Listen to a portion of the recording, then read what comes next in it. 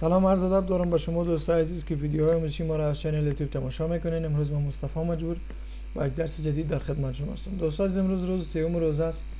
خواستم یک ویدیوی آموزشی برای شما تهیه بکنم که شما دق نبرین. البته چیز قرنطینه است از یک طرف و ماه روزه خواستم شما را مصروف بسازم. دوستای گرامی، از شما تقاضا میکنم اگر چنل ما را سابسکرایب نکردین همین میتونین روی آیکن سابسکرایب شما کلیک کنین و علامه زنگوله رو فشار بدین تا از جدیدترین ویدیوهای آموزشی انزلا گرافیک با خبر باشین. دوستان عزیز، امروز ما و شما میایم سر از اینکه ما یک میدیا پلیر خوب را بر شما معرفی میکنیم. شما زیادترشان آشنا هستین با این میدیا پلیر که میدیا پلیر به نام VLC میدیا پلیر است. دوستان عزیز، VLC میدیا پلیر که است قابلیت های بسیار زیاد داره، توانایی بسیار زیاد داره و برتری از این نسبت به دیگر میدیا پلیرهایی است که قابلیت توانایی پلی کردن هر نوع فرمت ویدیو را داره.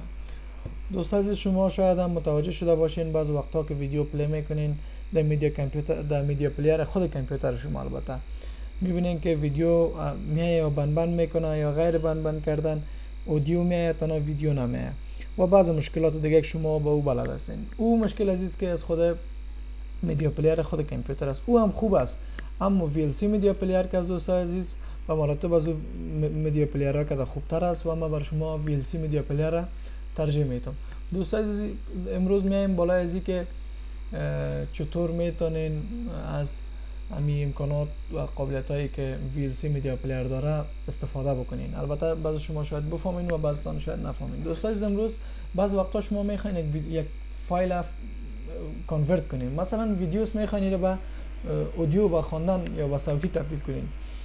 ضرور نیست که دیگه اپلیکیشن داشته باشین. شما میتونید از VLC میدیا پلیر هم چی کنین استفاده کنین. میرین در منوی میدیا، از این قسمت میگین Convert and Save.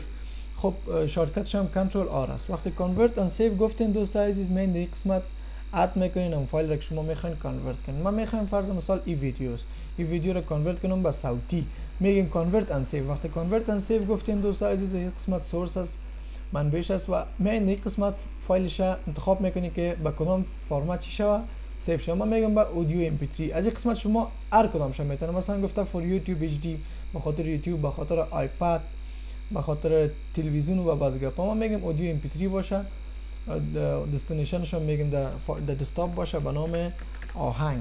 فرض مثال یا آهنگ نه صوتی. وقتی صوتی گفتیم دوستان عزیز، این قسمت که استارت گفتیم خود پنل همی میبینین که وقتی تا آخر بیایه صوتی وقت دیگه چی میشه؟ با فایل صوتی سیو میشه. ما کلوز میگیم، شما ادامه بدین کارتانه، شما میتونین کانورت کنین.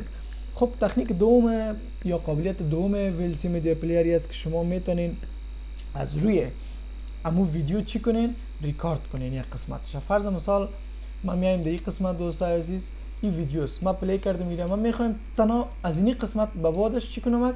ویدیو پلی کرده بودم از این قسمت به بعدش، یا میخوایم از این قسمت به بعدش چی کنم؟ ویدیو چی کنم؟ ریکارد کنم. در این قسمت اگر در این قسمت دوستان عزیز یک آپشن داریم، ما میگیم قسمت ویو میگین ادوانسد کنترلز. وقتی ادوانسد کنترلز گفتین دوستان عزیز، یک 4 بخش بر شما باز میشه که شما را خیلی کمک میکنه. فرض مثال از این به بعد ما میخوام چی کنم؟ ریکارد کنم. ویدیوتون پلی میکنین، بالای بتن یا می نقطه سرخ کلیک میکنین، ویدیو شما چی میشه دوستان عزیز؟ امیال ریکارد کرده میره. میگم تا اینم قسمت ریکارد باشه، پس کلیک میکنین، ویدیو شما ریکاردش خلاص میشه. اینا در کدام قسمت میرین؟ در دیس پی سی یا در قسمت ویدیوز. در ویدیو میبینین دوستان عزیز که ویدیو شما چی شده؟ وقت ویدیو شما ریکارد شده. میبینین که قسمت را که ما شما گرفته بودیم ریکارد شده. خوب است دوستان عزیز، بازم میایم سر ویدیوی خود. قابلیت دوم از این است که چطور میتونین از روی عمیق یک اسکرین شات بگیرید. اسکرین شات ما با طریقای مختلف میتونیم. خب ما میتونم از طریق سنپینگ تول هم بگیریم دوستان عزیز که از خود ویندوز است که سنپینگ تول کلیک میکنین و بالای از میاین سنپ میگیرین. و من میخوام از سنپینگ تول بگیریم چون ما فعلا سر VLC گپ میزنیم. میخوایم فرض کنین از این حالا سنپ تول میتونین که بگیرین و ما میخوایم سر VLC گپ بزنیم و از VLC کار کنیم. خب میخواین از این قسمت ویدیو چی کنین دوستان؟ از این قسمت ویدیو شما یک سنپ تول بگیرین. از این قسمت بالای امی آیکن کامera کلیک میکنین و میبینین که سنپ تول شما چی شد؟ ذخیره شد. و بازم در قسمت پیکچرز چی میاد؟ سنپ تول شما میاد که میبینین شما ما این سنپ تول امیاله از روی آهنگ چی کردم دوستای عزیز گرفتم. و دوستای عزیز قابلیت دیگه از ای است که شما میتونین آنلاین ویدیو را ببینین. فرض مثال شما ویدیو دانلودر در کامپیوتر خود ندارین و شما یک ویدیو خوشتان میخواین که چی کنین را دانلود بکنین. فرض مثال این ویدیوست، این مرا خوشم آمده میخوایم که چی کنم دانلود کنم در کامپیوتر خود و یا ببینمش. تقریبا در این قسمت میاین دوستای عزیز. خب ببینید تا یک جایی رو در اینجا پیش میریم که بر شما واضح تر شود. میرین در قسمت ویدیو میدیا میگن اوپن نتورک استریم. وقتی نتورک استریم گفتین دوستای عزیز در این قسمت بر شما میگه که یورل ویدیو رو چی کنین کپی کنین بیارین. در قسمت آپشن نتورک میاین. دوستای عزیز ما میایم در خود ویدیوی خود اینی قسمت که هست مربوط یورل ویدیوی ما شما میشه که همین قسمت کنترل سی کپی میکنیم و میایم در این قسمت کنترل وی چی میکنیم پستش میکنیم. وقتی این قسمت از این قسمت شما میتونین هم پلی کنین هم کانورت کنین. خب اگر پلی گفتین ویدیوتون پلی میشه و اگر بیاین یک بار پلی میگین. وقتی پلی گفتین دوستای عزیز شما متوجه میشین که ویدیو برای ما شما چی میشه پلی میشه. شاید اینترنت ما ضعیف باشه اما شما اینترنت شما تیز است زودتر پلی میکنه برای شما. منتظر میباشیم میبینین که چی شد ویدیو برای ما شما پلی شد.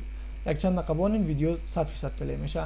این حاله اگر بخوایم که سیو کنیم چطور سیو کنیم بازم میایم در قسمت اوپن نتورک استریم یا کنترل ان بازم پلی نمیگیم چی میگین کانورت میگین. وقتی کانورت گفتین از این قسمت فرمت انتخاب میکنین. من میگم در فرمت چی باشه ویدیو باشه مثلا mp4 باشه. وقتی براوز گفتین میگین در دسکتاپ سیو شوه به نام چی به نام ویدیو 2019. وقتی گفتین میگین استارت. وقتی استارت گفتین ویدیو شما نظر به سرعت اینترنت شما چی میشه ویدیو شما در این قسمت دانلود میشه. دوستای عزیز میایم سر قابلیت دیگه VLC میدیا پلیر ای است که میتونه از روی دسکتاپ شما چی کنه ریکارد کنه. فرض مثال ما به خاطر ریکارد صفحه خود که انمیال درس میتونم شما را از کمتیشا استفاده میکنم.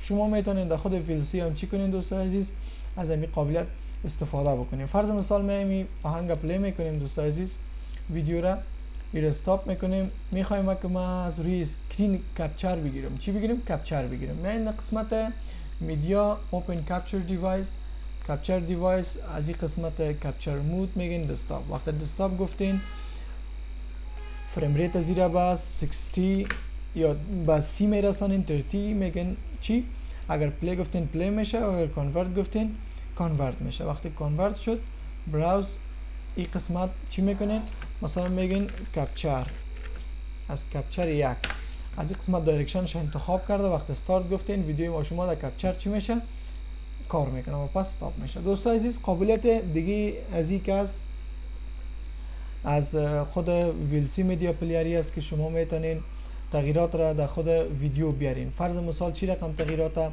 مثلا شما میتونین رنگش تغییر بدین و رنگ خود ویدیو را تاریک بسازین تیز بسازین نظر به مو دیدتان نظر به مو. فرض مثال بعضی کسا با بعض رنگا حساسیت داره. شما میتونین بیاین در قسمت تولز افکت اند فیلترز و در قسمت افکت اند فیلترز که آمدین ویدیو افکتس. در ویدیو افکت دوستای شما میتونین ویدیو را حتی کراپ کنین کالرسش تغییر بدین مثلا و میتونین که بعضی گپای دیگه شه که امو یگان گرمی و سردی رنگ شما میتونین تغییر بدین. و همچنان دوستای عزیز بعض شما امی ویدیو امی رو میبینید در بغل یک چی داره یک واتر مارک داره. خب میاین در قسمت تولز میگن افکت اند فیلترز ویدیو افکتس اوورلی. در قسمت اوورلی که آمدین میگن اد لوگو. وقتی اد لوگو گفتین از این قسمت شما چی میکنین یک لوگو رو انتخاب میکنین. مثلا یک فرض مثال ما WHO رو میخوایم لوگوش چی کنیم در این قسمت بندازم. وقتی انداختم از این قسمت ما سایزش چی میکنم دوستای عزیز خرد ساخته میرم.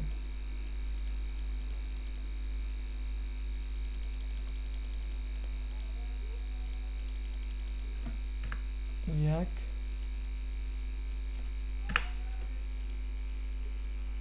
خب در قسمت ما باید چی کنم سایز زیرا خرد بسازم که کمک چی شود خرد شود عکس ما شما.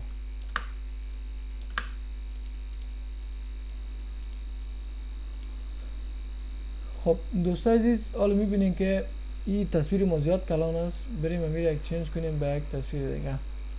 بسیار کلان است و خرابی میکنه. فرض مثال میخوایم یک عکس اضافه کنم. یک عکس که اضافه میکنیم میبینین که دوستای عزیز چی است. نظر به می باز شما میتونین در فتوشاپ سایز مو لوگوی تانه یا هم چیز تانه جور بکنین. در این قسمت شما میبینین بعض تغییرات هم شما میتونین که بیارین.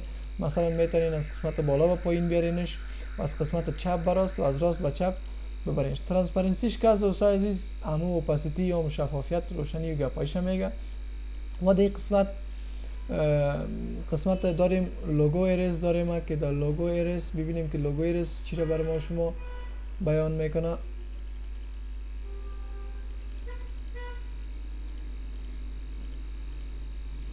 که فرض مثال دوستای عزیز شما میخواین یک لوگو را پاک بکنین.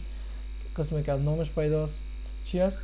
لوگو ایرز است. ما میخوایم که اینی لوگو را چی کنم دوستای عزیز؟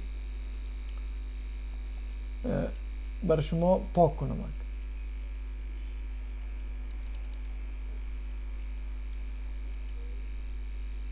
و میخوایم در رویش او را چی کنیم؟ کار بکنیم. و از این قسمت ما یک لوگو را انتخاب میکنم. میگه این لوگو در روی ازو بیایه. وقت آمد بالای ازو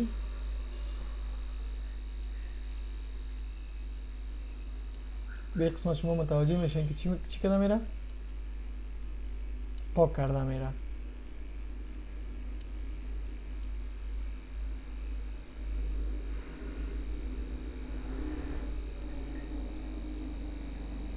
از این قسمت شما دایرکشنش هم تغییر داده میتونین که از کدام طرف و کدام سمت بیایه و کدام قسمت ها رو چی کنه دوست عزیز؟ پاک کنه. و بر علاوه از شما باز جاها میتونین که نشتر هم چی کنین؟ اضافه کنین. فرض مثال ما میگم انزلا گرافیکس پوزیشنش هم از این قسمت رایت لفت و از این قسمت شما چی کده میتونین؟ پوزیشن همین نشته تانه تغییر دادن میتونین.